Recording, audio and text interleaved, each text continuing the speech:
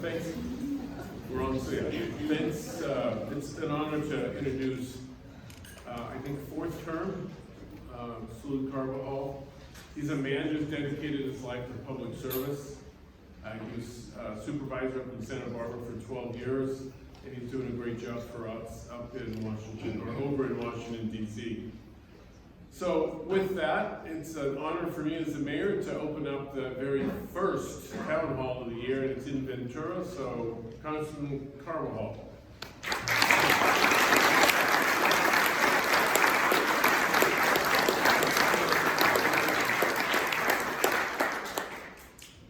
Thank you, Mayor Schroeder, for being here today and for your warm welcome. Before I get going, I wanted to recognize a few people. In addition to the mayor, it's my understanding we have council member and deputy mayor Jeanette Sanchez Palacios here. We also have Ventura council member Bill McReynolds. Council member Liz Campos. Council member Doug Halter. We also have Daiva Navarrete, honorary consul from Lithuania.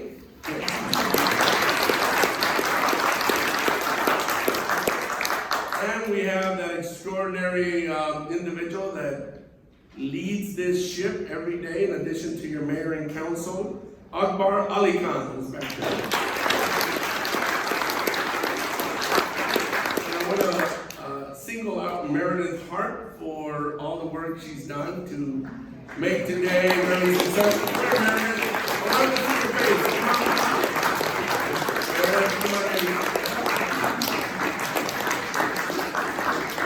And I want you to meet my staff. Usually we wait till the end, and by then everybody's leaving, and people don't really see who my team is, and the people that put in the work to really make sure that we provide the best constituent service and policy work for you.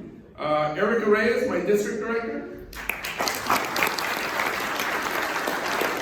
Diana Villanueva, deputy district director.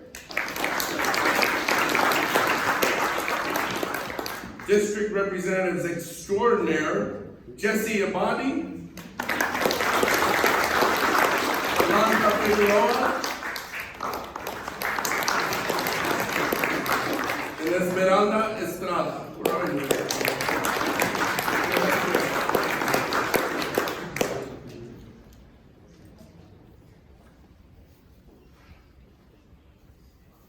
I am told that I forgot Council Member Mike Johnson. Did I forget? That's good stuff. Thank you again for allowing me to use this space. Akbar. Actually, did I say that right? Akbar. It's almost a challenge against my name. Salud. I also want to thank Josephine Black, who is here, who is doing American Sign Language. Simultaneous translation into Spanish, we have Steve Watson and Regina Santos Moreno and Fernando Moran with Bridging Voices, providing Spanish simultaneous translation. And I want everybody who's going to be watching as we telecast this in the future, and all of you here, that we, if all goes successful with our, I don't want to call them negotiations, I want to call them our agreement that we're in the process of developing with the city of Ventura, we might be able to have our offices here at this building.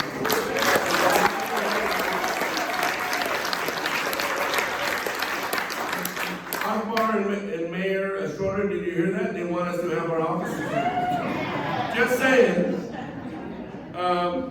And as most of you know, we just ended our redistricting process for the state of California, which pushed my district south a little bit. It took away a little bit of the northern part. It took away Paso Robles, Atascadero, and Cambria, and it pushed me down to take the entire city of Ventura, the entire city of Ojai, and the entire surrounding areas, Oakview and what have you, around Ojai as well. So I'm very excited about representing this new area, and I want to make sure that you know that I'm gonna be as present as I am in the rest of the district, and my staff will have a presence here as well. So I look forward to representing this area. For those of you that don't know me, I grew up in this region. I immigrated from Mexico when I was 5 years old. My early years were in a little mining town in Arizona where my father worked in an underground copper mine. At the end of the mine, at the end of my 6th grade elementary school year, the mine closed. And my father moved us back to a place he knew during the guest worker bracero program days, which was Offshore. So he moved us from this little mining town in Arizona called Baghdad, Arizona, to Oxnard, California. And there I was lucky enough to do well in school, and after my father worked in the fields, and despite having some economic challenges growing up, was able to do good in school and got accepted to a number of colleges and ended up going to UCSB right after high school. So that's what took me up north a few miles.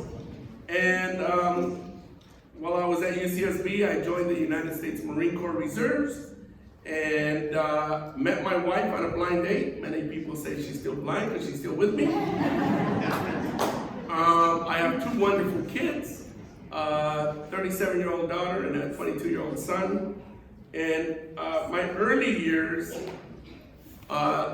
during my latter years at UCSB and in Santa Barbara, I worked in the health and human service sector early on in my career. Various nonprofits, Head Start, working at Devereaux with developmentally disabled children and adults, for the city of Santa Barbara, for the county public health department. And then I met this extraordinary woman who had just gotten elected to be a county supervisor in Santa Barbara County. And to my luck, she hired me to be her chief of staff at a very young age. And she became not only my best friend, but my mentor, an extraordinary boss. And I think it really allowed me to learn about public policy. She was an extraordinary mentor, and eventually, when she retired after 12 years, I ran for a county supervisor and won pretty decisively and became a county supervisor and served 3 terms, 12 years as an elected county supervisor in Santa Barbara County for the 1st district, which is Summerlin, Carpinteria, Montecito, and a good part of Santa Barbara. Represented that area for 12 years. Then Congresswoman Katz announced she was retiring, and at that point is when I ran for this congressional seat, which now in latter redistricting extends into Ventura County. So that's a little bit about me. I love local office, and I thought the opportunity to continue my public service and representing the region in a broader way, and our nation, as well as not only on all domestic issues for our Central Coast, but also international foreign policy. Running for Congress to improve the lives of our district residents, I thought was really important, so I decided to run and have appreciated every day serving in Congress. Although I like local government a little bit more, but don't tell anyone. In Congress, I sit on 3 committees. The House Armed Services Committee, which, as you all know, deals with everything with our military personnel, from salaries to bases, domestically and internationally, weapons, everything you can think of, ships, airplanes. That's what the House Armed Services focuses on and has jurisdiction. Transportation and infrastructure, which, as you can imagine, deals with everything to do with transportation and infrastructure, bridges, roads, broadband, waterworks, sewer works, you name it, anything to do with infrastructure. I also serve on the Agriculture Committee, which, as you all know, right here on the Central Coast, the #1 industry is agriculture. So I have the distinction of representing an area whose #1 industry is agriculture. But as a son of a farm worker, I also bring the perspective of farm workers. And it's my job to try to create an environment and policies that bring prosperity to both our workers and our farmers. And I'm very proud to serve on that committee as well. I wanted to give you a little update as to what we've done in Congress, especially this last term. We worked to tackle inflation. I don't need to tell you that we still have some remnants of that inflation, but for 9 months, it's been going down steadily. 9 months in a row, it's been going down. We still have a lot of work to do. I mean, when it comes to housing costs, groceries costs, the gas, even though it's come back down, families are still struggling to put food on the table, to pay rent, to pay their mortgage, to pay for childcare, housing, everything that it takes to get along in life for their families and children. And so there's a lot of work that still needs to be done.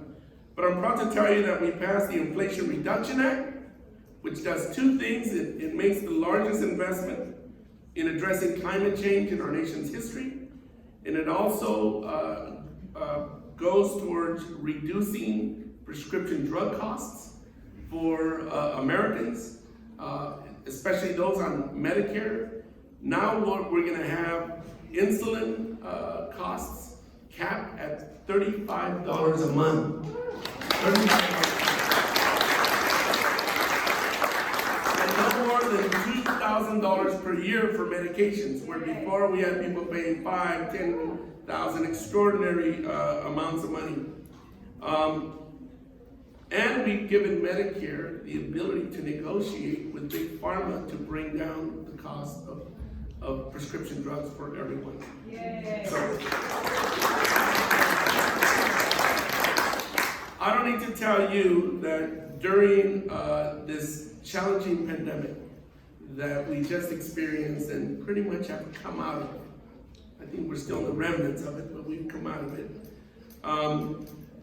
We were challenged in so many ways, but one of the ways that we saw we were really vulnerable in is in chip manufacturing, semiconductor chip manufacturing. Whether it was a car you were buying, a cell phone, a refrigerator, whatever it was, these chips are found in everything we do that we buy in life, including our weapon systems for our national defense. And so we realized that once upon a time, the United States was a major manufacturer of semiconductor chips. Well, now that is not the case. Taiwan provides the majority of them, and other countries do. So we realized that we were vulnerable. So in a bipartisan way, we passed the Chips and Science Act, where we are now bringing the manufacturing of semiconductor chips and other sensitive, important technology back to the United States, which is going to create jobs, and it's going to create a better environment for our national security, and it's going to create the promotion of people in the STEM field, so that we can have more people get degrees and work in the STEM field and create research hubs throughout the country. We also passed, during this period, another bipartisan piece of legislation. And I keep saying bipartisan because we know how Washington is. Sometimes we know how partisan it is. So when we find glimmers of hope, when we can work together, it's important to celebrate that. So in addition to the Chips and Science Act, there's the Ocean Shipping Reform Act. I don't know if many of you are aware, but during the pandemic, we had gridlock at our ports. And the president put together a task force to address and work with our employees at these ports to work 24/7, which was not the case in our ports. In other countries, they do work those kind of shifts, but not in our country. So we were able to work with our employees to develop those types of schedules that work for everyone.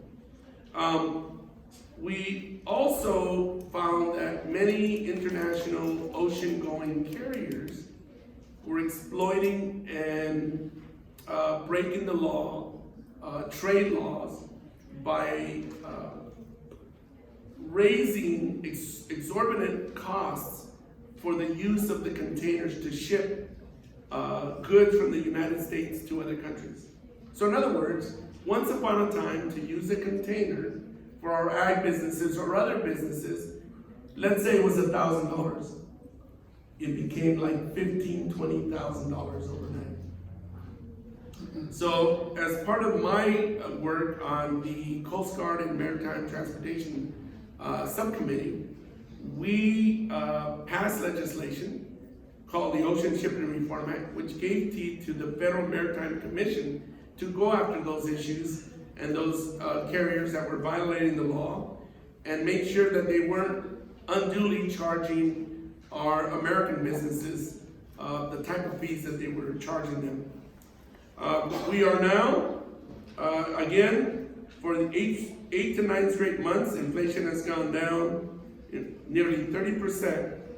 We've created jobs and revitalized our economy, and part of that started with the Bipartisan Infrastructure Law. How many of you have heard of the Bipartisan Infrastructure Law?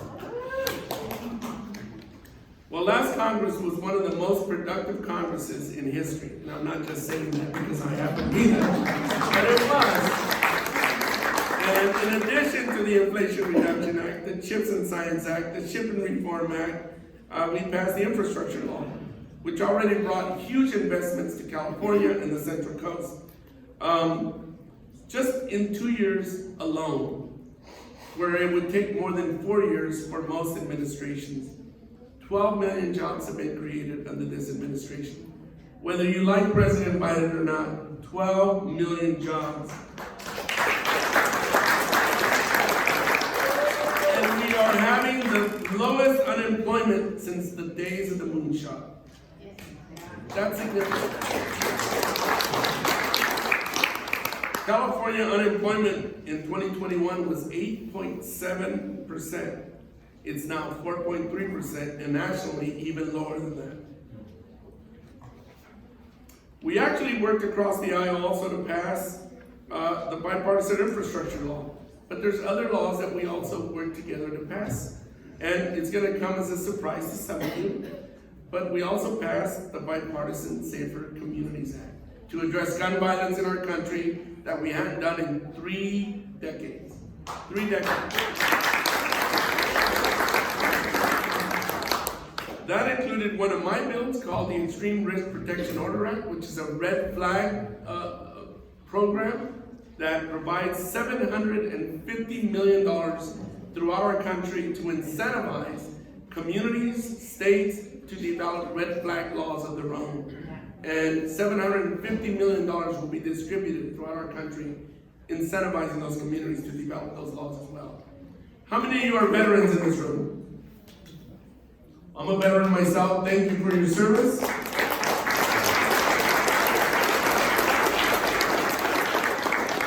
We passed the largest investment in veteran benefits in decades, called the PACT Act. And that's something that, again, we did in a bipartisan fashion. And of course, I mentioned already, tackling climate change, the Inflation Reduction Act.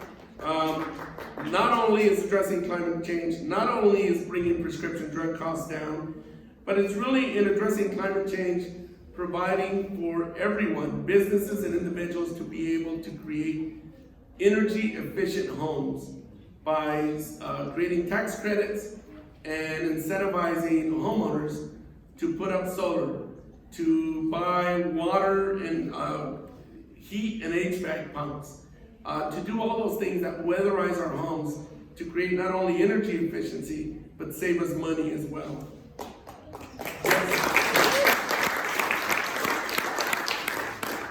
You can find my new energy cost resource page at carvajal.house.gov/energy. And that will also help you understand the tax credits and where they're available and for what they're available. Last year, deviating from Congress as a whole, there's a few bills that I myself was able to move forward. One I already mentioned, the Extreme Risk Protection Order Act, which was included in the Safer Communities Act.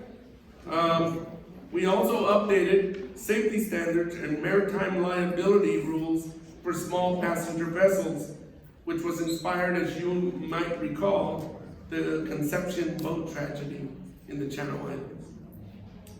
I was fortunate enough to also get my federal Firefighters Fairness Act included in law and passed, which provides our federal firefighters the same presumption of illness hazard benefit that our state and local firefighters currently enjoy.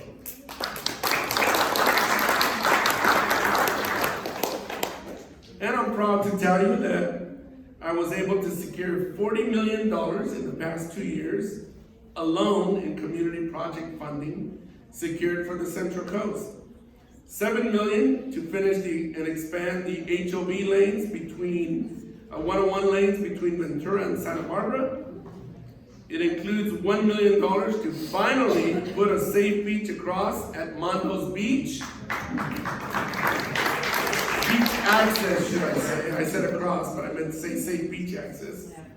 And provide $750 million to put air conditioning in the E.P. Foster Library.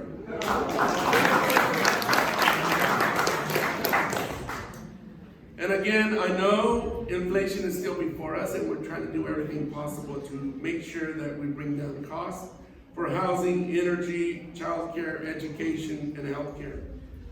Certainly doing more to support our small businesses and our families is something that's a high priority for me.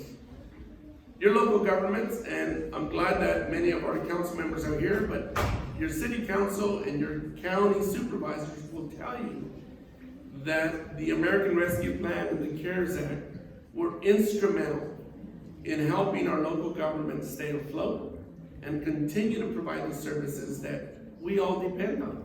So I'm also very proud of having moved forward many bipartisan economic relief packages, including the last one, which was just passed by my Democratic colleagues, called the American Rescue Plan.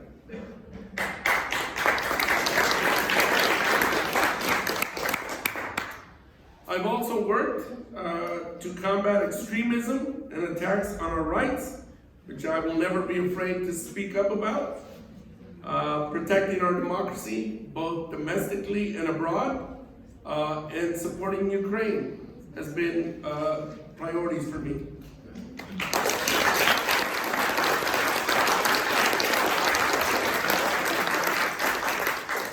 I'm almost done. And I wanted to also touch on a few things that I think are going to give bipartisan support and we will be addressing in the next year or so.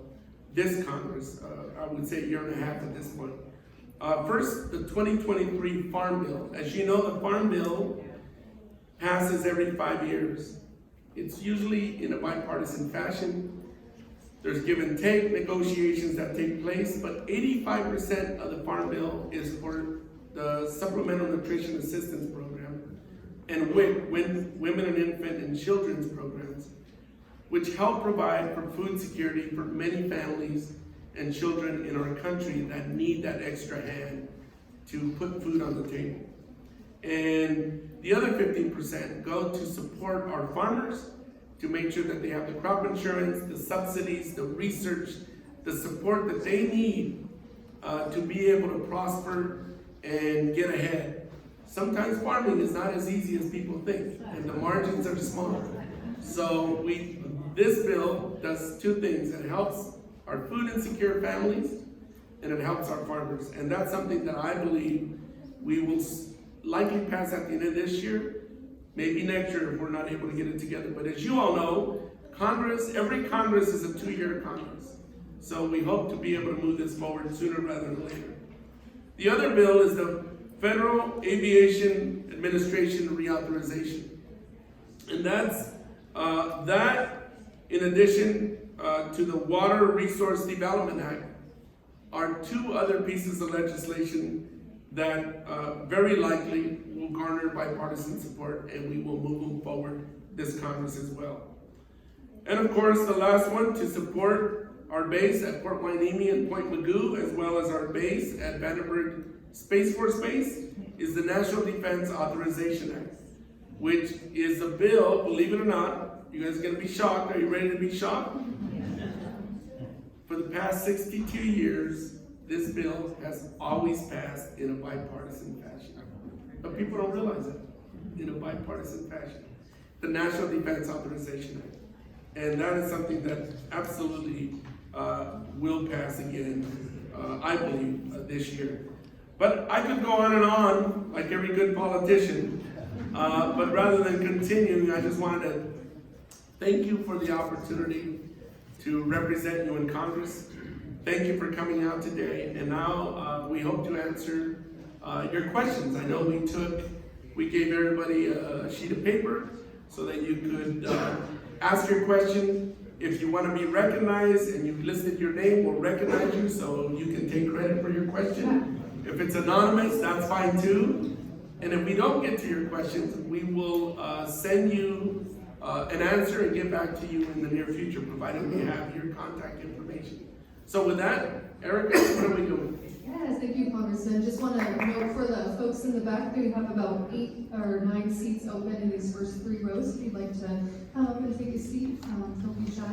We'll start with our first question of the evening from Mr. Gary Connor.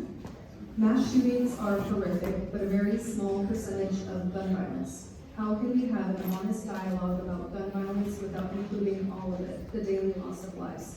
Seriously, with more guns than people, do you believe our current forms of government legislation can actually provide any long-term solutions?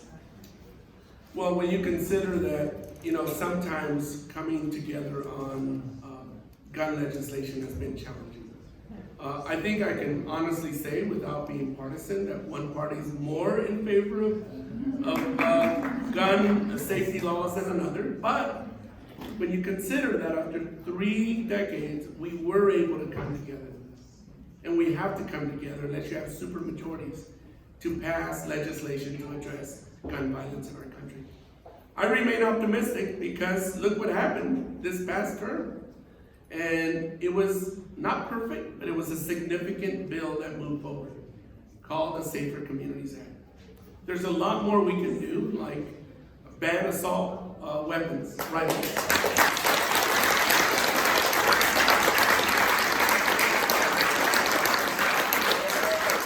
And that is a bill that will be introduced this Congress again and that I will be supporting as well. We can also stop the manufacturing of high-capacity magazines.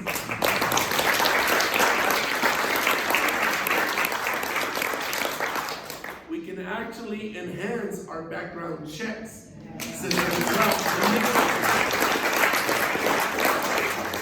And there is much, much more we can do, but I remain optimistic that there are folks willing to work on this issue, and I'm hopeful that we can again reach a common sense and common ground and move legislation forward that will continue to make our country and our communities safer.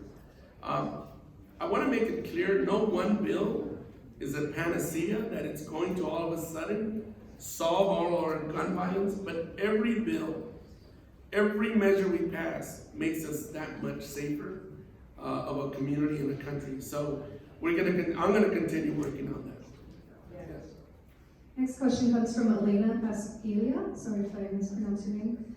The U.S. military budget for 2024 is $842 million. What is your plan to decrease military expenditures? And please support HB 1111, sponsored by Robert from Oakland. That was me, by the way. Great. Well, thank you. I'm a veteran myself, and I have always been supportive of making sure that we have a strong military and national defense. But at the same time, I also believe we need to invest simultaneously and as aggressive and as significantly in addressing our domestic priorities and our domestic issues. I have always been a proponent of making sure that we don't write a blank check to the Department of Defense, because that is one of the only agencies in the federal government that has never achieved a clean audit. So I have been beating that drum since I got to Congress, that with my continued support, that is something we have to achieve.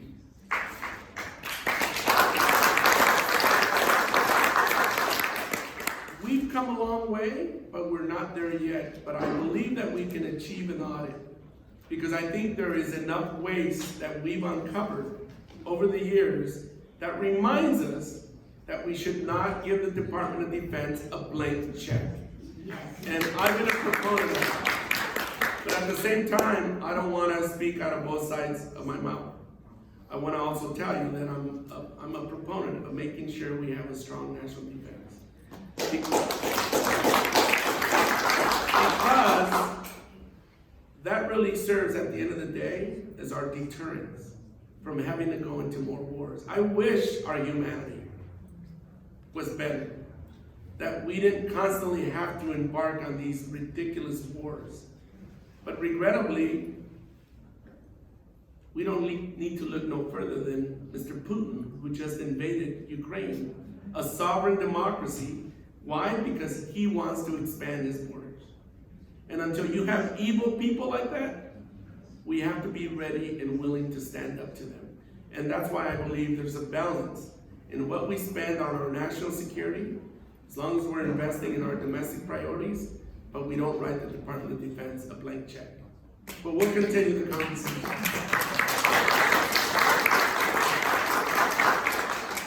This almost sounds like an election thing. Our next question comes from William B. from Ojai. What is the biggest threat to our democracy? I think it's extremism. And what we saw on January 6th, a couple years ago, we saw a former president, for the first time, trying to exact a coup on the legislative branch that was doing their job. And I think you've also seen extremism brought into the mainstream by the former president and other individuals who have not spoken up and said that is not part of our American values. And so I think our biggest threat are individuals who have their own version of what our country is. And it doesn't include people that look like me. It doesn't include women having rights. It doesn't include minorities. It doesn't include LGBTQ plus individuals having rights. It's an America that they see from their own lenses. And they want to go back to days that America was more representative. And I think we need to move forward and make sure we're standing up and we're speaking out and we're speaking up. And so I think the biggest threat is allowing extremism and those who work to undermine our democracy and not speak up. Ultimately, that's our biggest threat.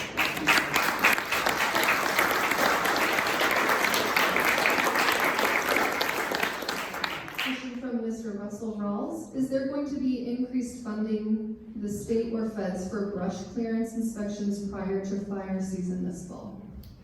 Yes, the Inflation Reduction Act and the Bipartisan Infrastructure Law provided billions of dollars to be able to provide some of that fuels reduction and brush clearance. Now, it's not to say that it should be carte blanche to just clear things without any consideration of the environment. I think we can achieve both. But lots of resources were included in the Bipartisan Infrastructure Law, as well as the Inflation Reduction Act, and a bill that I actually got included into law to make sure that we're providing funding for infrastructure in our backcountry, in Los Padres Forest area, called the Forest Act. Because right now when our firefighters have to go fight fires, if there's not good infrastructure, one, they can't get back there, and it's a safety issue for their lives. So I was able to, a couple years ago, move forward the Forest Act with one of my Republican colleagues, Mr. LaMalfa, who I don't always agree with, but on this one we did. We moved forward the Forest Act.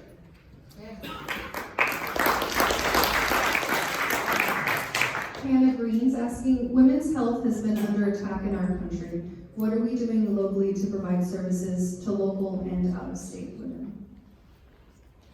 Well, that's a local question, but what I can tell you is at the federal level, I supported the Protect Women's Health Care Act, which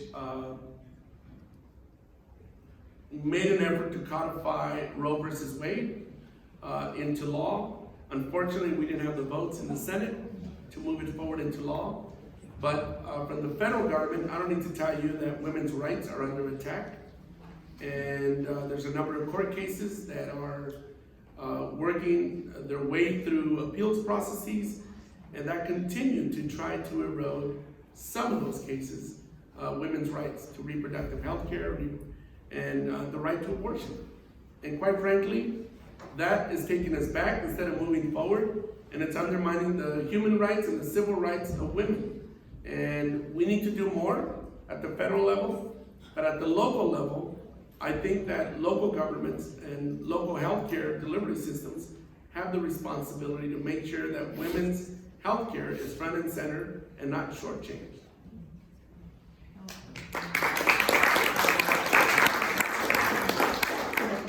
Question that's coming from Vanessa Frank. What is the agenda of the new Democrat Coalition Immigrant Task Force? We here on Central Coast would like to see a path to legalization for longtime residents, reopening 241I. And is there any pressure you can apply to the Department of Homeland Security to end processing delays with USCIS? Repeat the first part. What is the agenda of the new Democrat Coalition Immigrant Task Force? Well, I happen to serve on the leadership of the new, was that a softball? On the new leadership Democrat Coalition, and I'm also one of the vice chairs of that group, and I also serve on the Immigration Task Force. What the New Dems Immigration Task Force is attempting to do is identify what components of immigration reform might actually be in a position to move forward. So we're working with some of our Republican moderate colleagues and amongst ourselves to identify what those components might be. Perhaps the Dream and Promise Act, perhaps the Farm Workforce Modernization Act, perhaps high-skilled, lifting the caps for high-skilled immigrant visas. And some of my Republican colleagues get caught up on border security, maybe providing additional border security funds for technology and more boots on the ground and more staff for processing. But at the end of the day, that's what will move forward.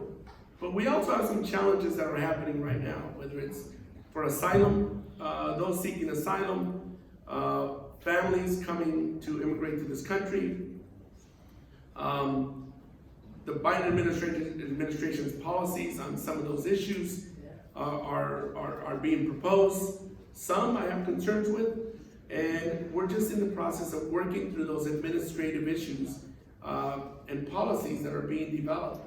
And I'm voicing concern where I see concern and supporting things where I could support things.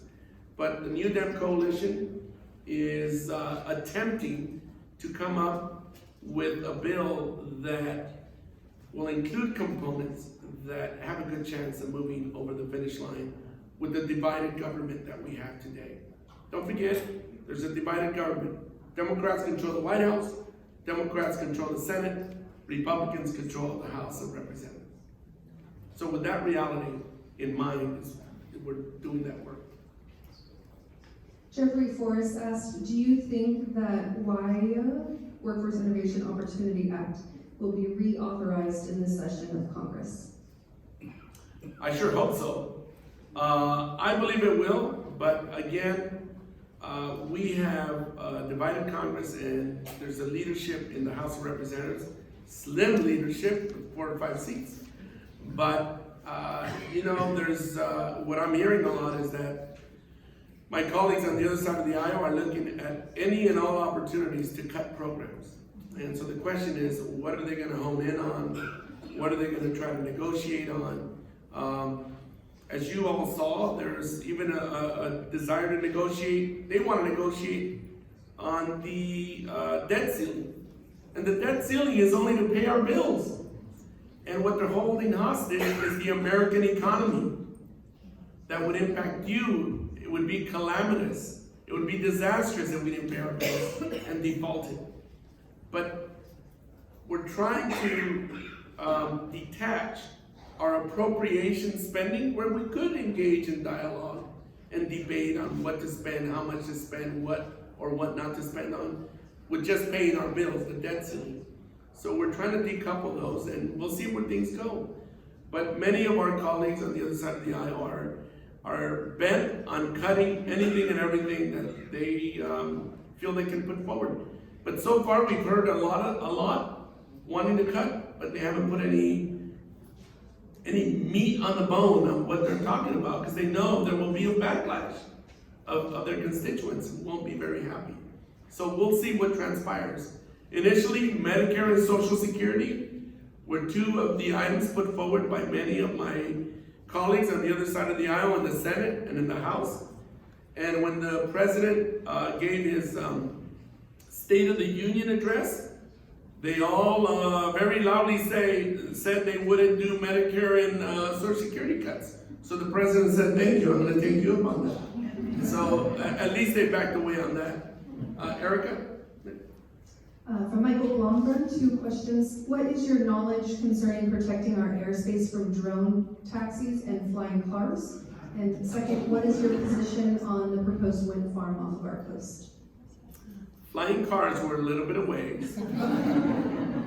On autonomous vehicles and planes, that's being worked on, believe it or not. We're almost at the Jetson age, right? We're coming full circle. For those of you that know what the Jetsons are, right? The FAA reauthorization, Federal Aviation Administration Act reauthorization, is going to be looking at all those issues. Drone policy, because we know on one hand, they're innovative, they're awesome, but on the other hand, they provide a huge risk to our aircraft and our communities, privacy issues and what have you. So those issues are going to be worked on with this reauthorization. The cars we'll probably work on that in the next reauthorization in a few years. But that's happening, and I'm sure we'll be dealing with those issues as well. The wind farm off of San Luis Obispo, the Morro Bay area, is something I have been a big proponent of. I've been working with the Department of Defense, the Department of the Interior, the White House to lease some of the property off our coast in San Luis Obispo County to allow private companies to come in, purchase those leases, and to develop offshore wind. And the federal government has done that. On December 6th, this past December 6th, they sold 3 leases, probably 5 leases total, 2 in Humboldt, Northern California, and 3 off of Morro Bay. And so those efforts to create offshore wind off of Morro Bay have gotten momentum. They're moving forward. 3 companies bid, they want the leases. And so I see this happening in the future. It's probably gonna not happen for a good 5 years, but all the work's being done now to realize that industry in the region. Question from Schroeder. As a high school teacher, I would like to know what young people should be hopeful about in terms of legislation and government.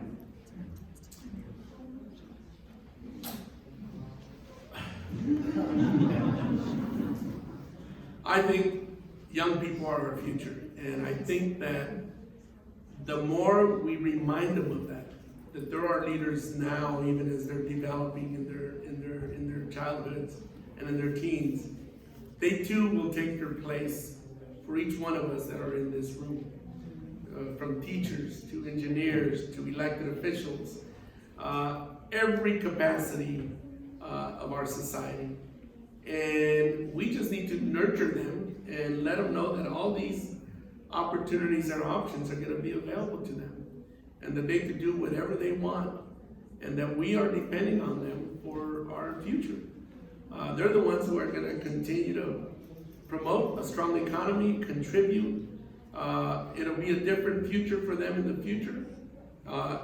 Artificial intelligence, autonomous vehicles, quantum physics, you name it, it's gonna be, I hope I live to see some of those things, because we're already so advanced in so many things, but our young people are gonna shape the next century in a way that we could only fathom of things like the Jetsons.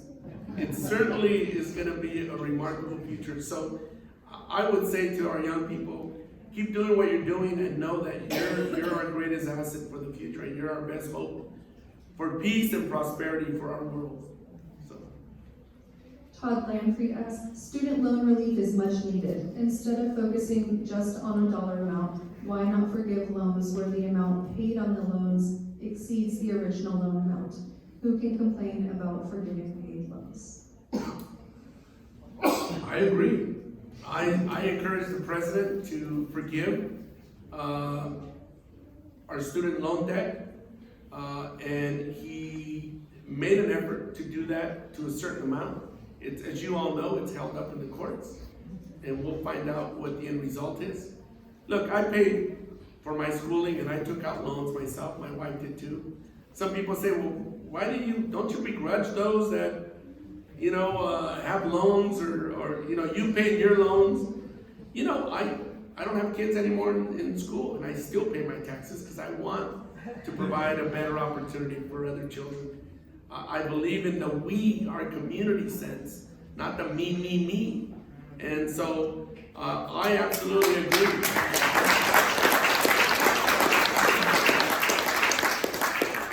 I absolutely agree that we need to provide more financial aid, and we need to do everything possible to provide forgiveness of loans through public service. We need to look at any and all programs and opportunities to do that. Think about it. People going to college, getting a degree, they're only going to help themselves prosper, which is going to help our economy, which is going to help our country. But yet, we want to create hurdles and make everybody, but yet we spend so much money on so many other things like defense and so many other things that if you really look at how much we would spend to really make tuition less expensive and to really help people get a higher education easier, it's a no-brainer. But sometimes we have our values and our priorities a little bit mixed up, and we gotta work to change that. I have been working to change that, and I hope that we can bring about more change in the future. Next question comes from Nathan Griffin. The Highway 101 project between Santa Barbara and Carpinteria is 10.9 miles and adding one lane in each direction, and expected to cost over $700 million over 7 years, ending in 2027. What commitment can you make to ensure funding for Amtrak to have the ability to run more than 4 trains in each direction? David. Well, I don't know if you all know, but Santa Barbara County is a self-help county. The voters tax themselves. And I think the measure was, I can't recall how big the measure was, but they put $25 million, which doesn't sound like much, aside for commuter rail. And so far, Amtrak has been able to retime one of their trains so that they could provide trains going up and coming back for commuters. And they have money, and they're hoping to build on that. Working with the U.S. Pacific, what's the name of the company again? No, what's the name of the federal freight line? Union Pacific.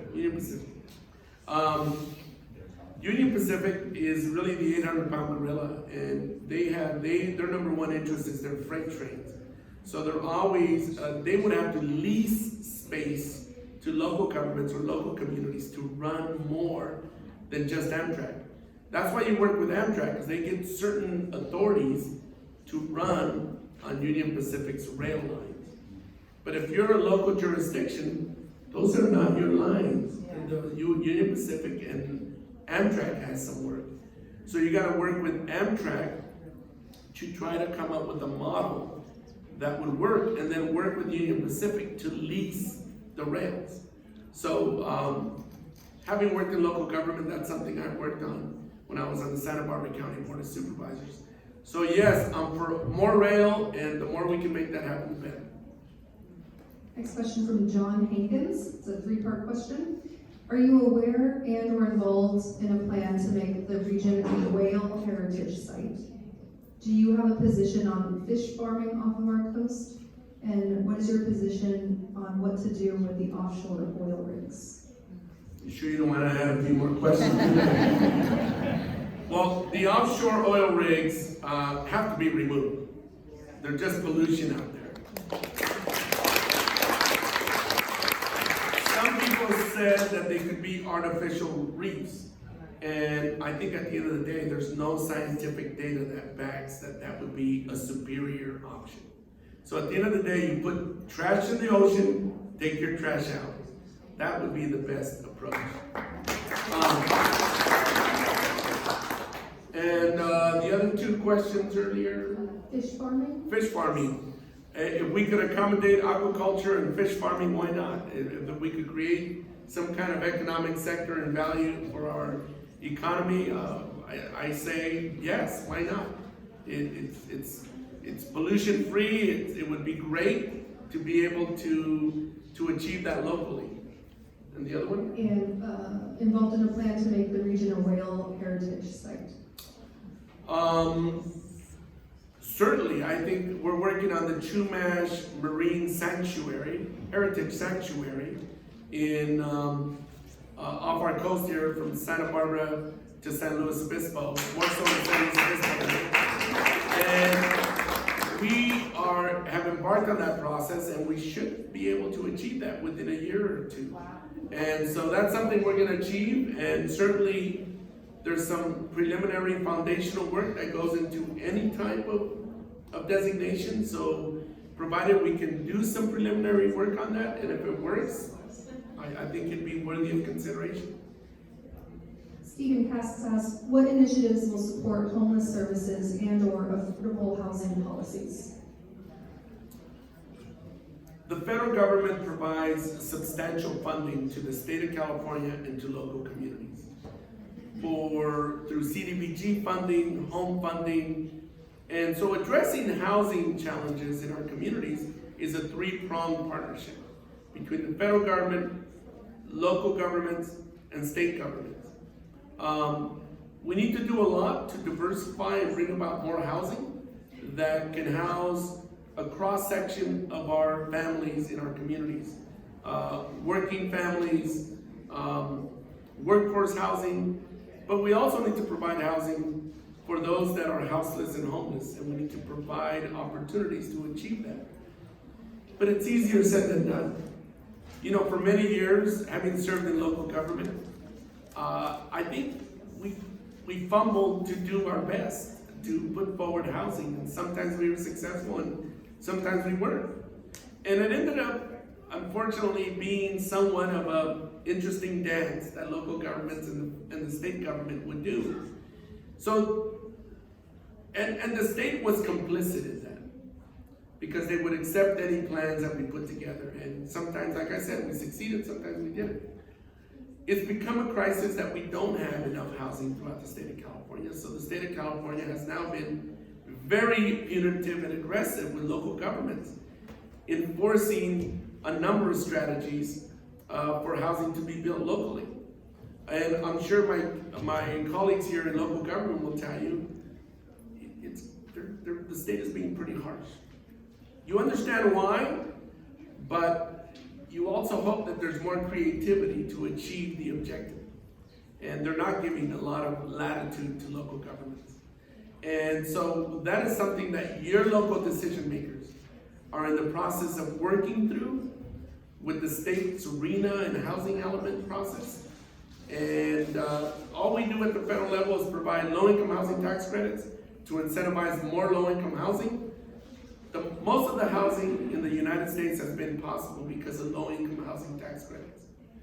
CDBG funding, home funding, Section 8 funding for low-income families, VASH funding for veterans.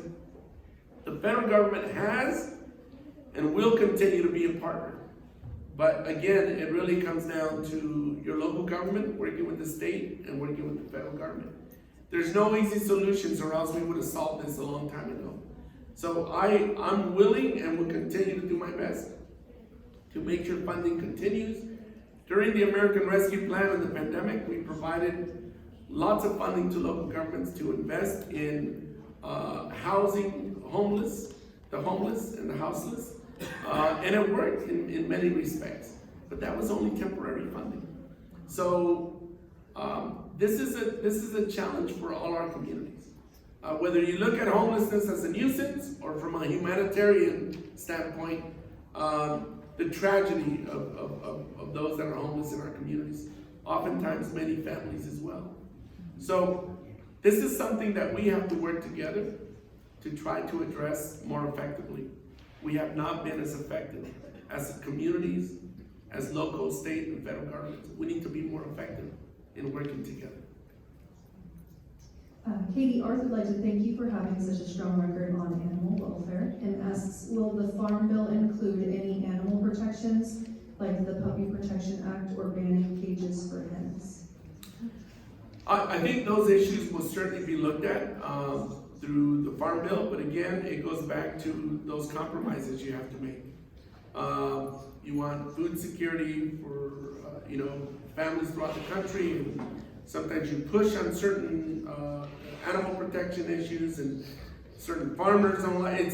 It's sort of give and take what we could do. If it was up to me, of course, I'd wave a wand and make sure we are doing everything to make sure that all the animals that lend themselves to food that we eat, be it poultry, be it pork, be it beef, that is done in the most humane way. And I think I've been pushing for that and will continue to push for that. But it all depends how the bill ends up coming out at the end. But I'm glad that I've gotten 100% from the Humane Society for my work on behalf of animals.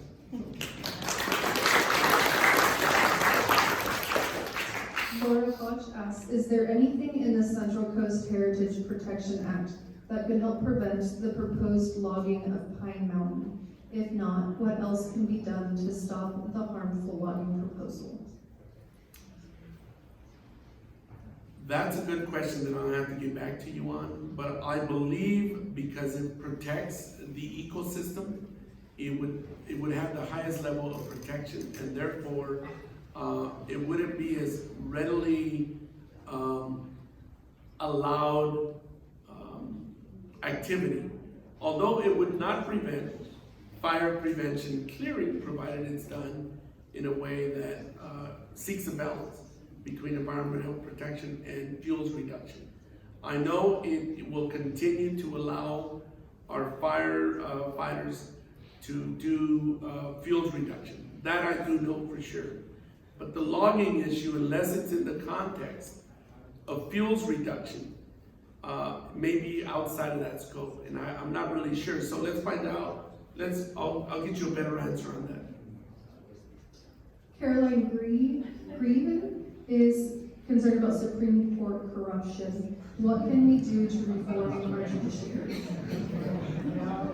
Well, I'm sure you're all concerned about it. You've seen this.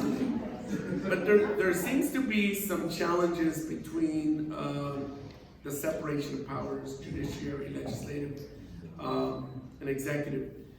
But there's an effort, I think, afoot to try to push legislation or make sure that some way or another the Supreme Court adheres to ethics guidelines, just like judges do in Superior Court judges and judges throughout other states and throughout the country, like elected officials do. We have to report. We can't go over a certain amount. If somebody buys us a meal or whatever it is, you can't do certain things. You gotta report, and you can't accept certain things.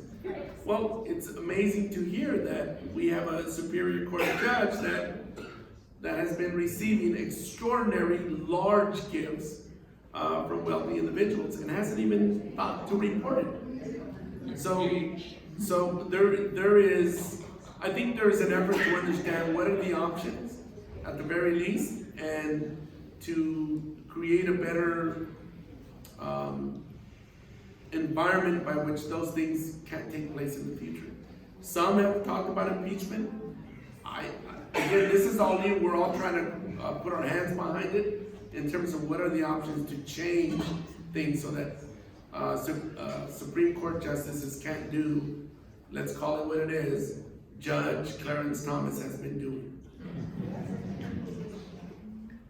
You briefly mentioned in your opening remarks about prescription drugs costs. If there's anything else you'd have to add from Anita Shermer, what is being done and what can be done about the cost of prescription drugs for seniors? Well, as I said, the Inflation Reduction Act was able to achieve Medicare having the ability to negotiate with Big Pharma to bring down prescription drug costs. It capped prescription drug costs per individuals to no more than $2,000 a year. It capped insulin costs to no more than $35 per month. But this is for Medicare recipients. We need to continue to work to broaden those benefits to the broader public. And that is something we're going to continue to do. I would say this was a major step forward, but we need to continue to build on that for the general public. We think Medicare is the 800-pound gorilla that's going to impact the market by negotiating lower prices for so much medication that it'll bleed over into the general public prices of medication and prescription drugs, that it'll help the broader American public. But to what extent, I think is an unknown right now, but that's something we need to do to broaden that benefit. Dylan Hubert asks, unfortunately, Californians have been lacking representation due to the health of Senator Feinstein. What's your stance as our representative on calling for resignation for those unfit to serve?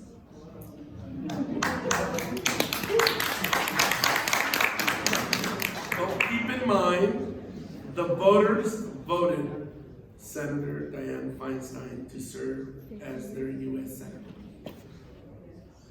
And I think that unless it becomes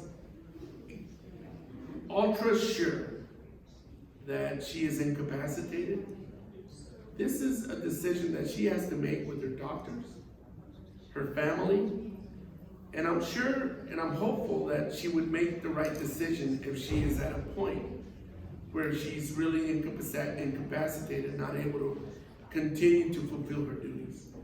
Let's not forget that Senator Feinstein has done extraordinary work on behalf of the American people in the state of California.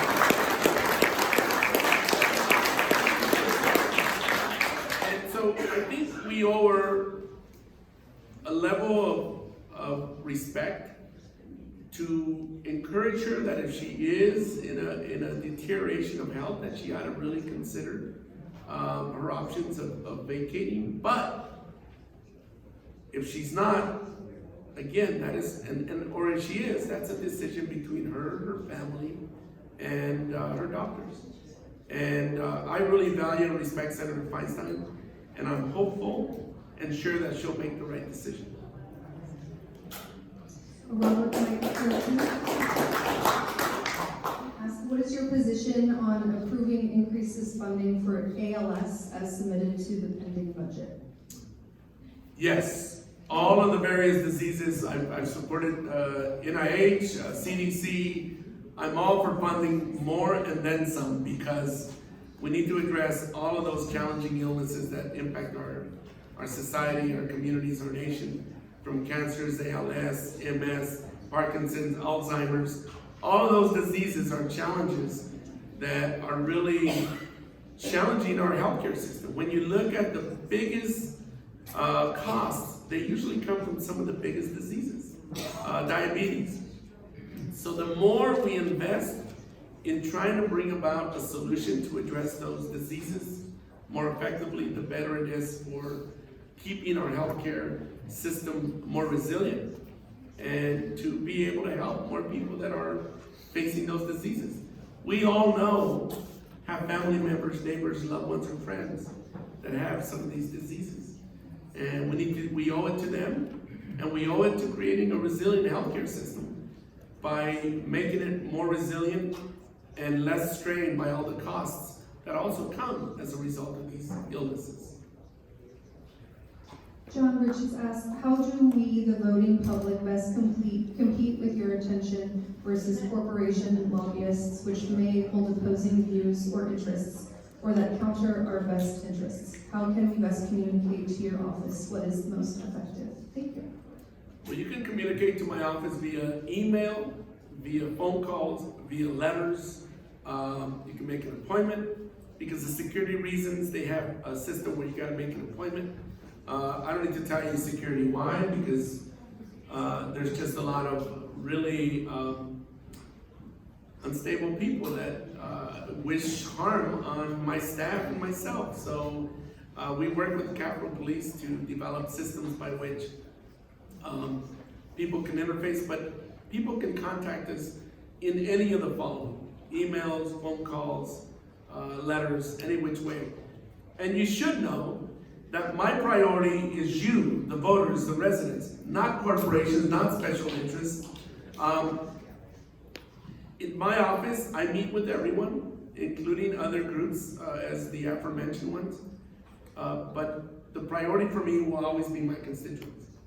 If I have a constituent that's in Washington or here in DC, I will meet with them over any other special interest, because you are my priority. And I've always done that, and that's what I tell my staff. Any constituents that come seeking an appointment or wanting to meet, let's meet with them as the number one priority.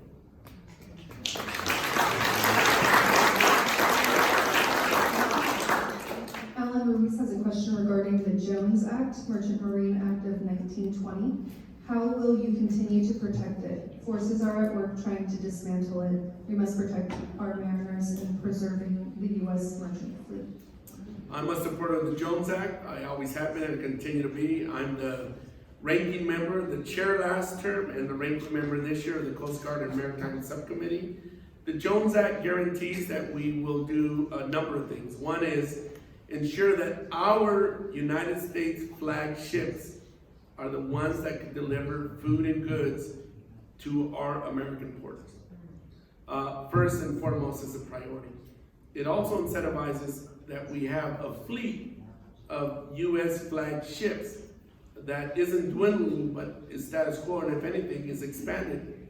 Because during a crisis, if we ever need to mobilize, I hate to say this, during a war, it is those ships that are commercial, but they become federalized under the United States doctrine to be able to carry our goods from port to port or different places. So the Jones Act supports American mariners, American vessels, and make sure that we're continuing to support that industry here in the United States. To not support the Jones Act allows foreign vessels to have carte blanche and really overcompete and do the things that our vessels and our American mariners can do. All right, Richard L. from Ventura asks, why has Joe Biden sold out to the oil Companies. over Alaska and the Gulf of Mexico? What will you do to stop him? I think overall, President Biden has been, look at the IRA. I mean, he's done a lot of good. Now, has he done everything that I agree with? No. So there's a number of things that he's done. He's actually also ensured that the 5-year plan does not include offshore oil development off the West Coast, which I've been advocating for. Now, is it 100%? No. He's allowing some in Alaska in certain area, which I disagree with. He's allowing some of the Gulf of Mexico, but some of those states have been advocates for it. Certainly, he doesn't have a perfect record that I can say, but I would say overall, notwithstanding a few things that I disagree with, he has done a lot to address our energy challenges in our country and to protect our environment and to make sure we're investing in a very serious way to address climate change in our country. Richard also asked, how will the Dems fix gerrymandering and overcome Citizens United?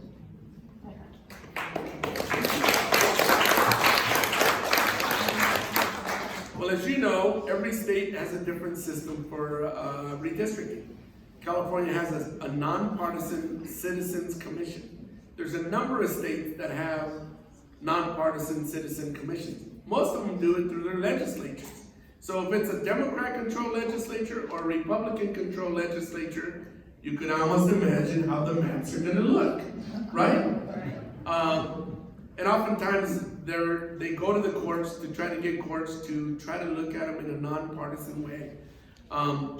In California, we're lucky. We have a citizens nonpartisan commission that did our redistricting, and politicians had no say. If anything, you were encouraged to stay away because you could absolutely mess up the process. So here we have that process. In other words, I think the more fair the process is, and that is through citizen commissions, the better it is. And they try to appoint individuals that have no track record of partisan affiliations, partisan involvements, extreme involvement, should I say. So that's probably the best that we could do. But Citizens United was a decision by the Supreme Court that ruled that corporations are just as good as citizen voters. And obviously I disagree with that decision, but the only way we could overturn that is by passing legislation in Congress or a constitutional amendment. And passing a constitutional amendment is quite challenging to do so. So in the interim, the best we could do is pass legislation that brings about more sunshine and transparency, like the Disclose Act that I sponsored, that certainly didn't make it over the finish line. But what it requires is for corporations to disclose to their shareholders the funding that they are, where they're spending their funding and how they're spending their political funding, so that their shareholders know exactly the politics that they're involved with. But more sunshine laws is what we need to pass, short of a constitutional amendment, to overturn the Citizens United decision. Ken Bao asked, do you support Taiwan and to what extent? Why? Taiwan represents an old Civil War conflict and further support is a provocation. Well, Taiwan is pretty much, to a great extent, somewhat like Ukraine, but very different. It has a different history. But still, for those of you that don't know, it's in the early 1900s, Taiwan, there was a revolution in China. I didn't know all this till I got more engaged, and obviously a member of Congress. I'm embarrassed to tell you. But learning more about the foreign policy issues involved, Taiwan, people who lost the revolution in China formed their own country. They would like to call it a country. I know China wants to view it as a region or a territory of theirs, and they created Taiwan. China has always advocated that that it's part of their country, and the United States shouldn't meddle. And so, during the Jimmy Carter years, and later on, there were the Nixon years, there was an effort to create better relations, if you recall Kissinger, with China. And they created an understanding that they would not deal as much with Taiwan. They would we would continue to have a relationship with Taiwan, but we would understand that that territory was part of China. And we would not deal with Taiwan as if they were a separate country or entity. During the Carter years, that was somewhat modified and enhanced. But Congress was disapproving of Carter developing better relations with China at the stake of Taiwan. So the United States passed the Taiwan Friendship, something to this effect, Relations Act, which created a clear understanding that while that might be our United States policy set forth by the Carter administration, we would continue to align and support and work with Taiwan. It's a very complicated, convoluted policy with Taiwan. But even today, our foreign policy today has been, we see them as a friend. There's even diplomatic language you could use as to how we look at Taiwan.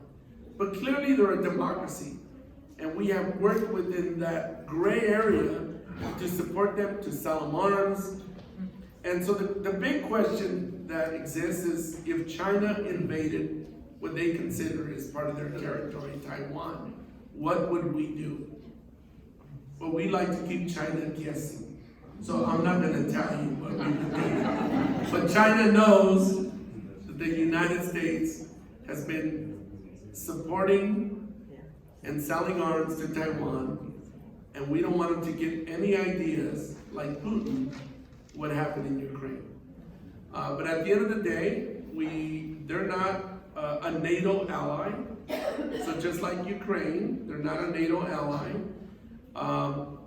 What actions and options are available to us are a number. But what we don't want and what we want to avoid is not sending our men and women into conflict.